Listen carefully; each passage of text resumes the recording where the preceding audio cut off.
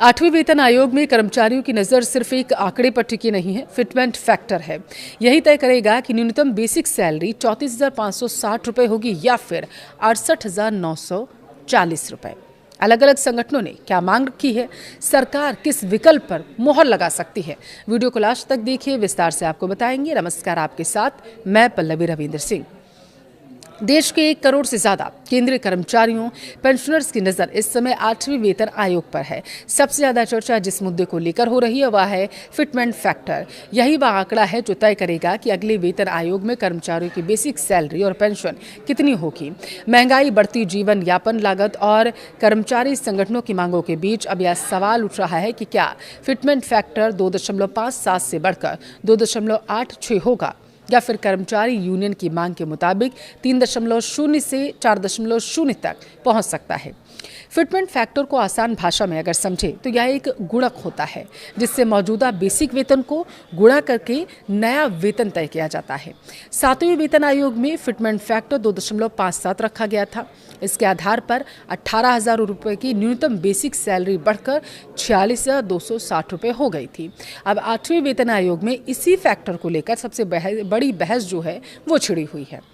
देखिए, एक्सपर्ट्स का दावा है कि 2016 से अब तक महंगाई में काफ़ी बढ़ोतरी आई। पिछले लगभग 10 सालों में उपभोक्ता मूल्य सूचकांक यानी कि CPI के आधार पर महंगाई तकरीबन 55% से ज़्यादा बढ़ चुकी है। वैसे भी कर्मचारियों का दावा है कि 2.57 फिटमेंट फैक्टर अब पर्याप्त नहीं रह गया और इसी वजह से कई कर्मचारी संगठनों ने 3.0 से लेकर 4.0 तक फिटमेंट फैक्टर की मांग कर डाली है। विभिन्न कर्मचारी संगठनों की मांग पर अगर नजर डालें तो BPMS ने 4.0 फिटमेंट फैक्टर की मांग की, जिससे न्यूनतम बेसिक सैलरी बढ़कर जो बताया जा रहा है 72,000 हो जाएगी। वहीं NCGCM स्टॉक साइट और AIDEF ने 3.833 फिटमेंट फैक्टर का प्रस्ताव दिया, जिससे न्यूनतम वेतन लगभग 69,000 रुपये हो सकता है। महाराष्ट्र ओल्ड पेंशन संगठन ने 3.8 फैक्टर की मांग की, जबकि FNPO और AITUC ने कम से कम 3.0 फिटमेंट फैक्टर लागू करने की वकालत की है। हालांकि फाइनेंशियल एक्सपर्ट्स का नजरिया थोड़ा इससे अलग है।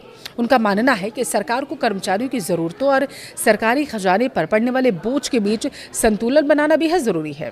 कई विश्लेषकों का मानना है कि 8वें वेतन आयोग में फिटमेंट फैक्टर 2.28 से 2.86 के बीच रह सकता है।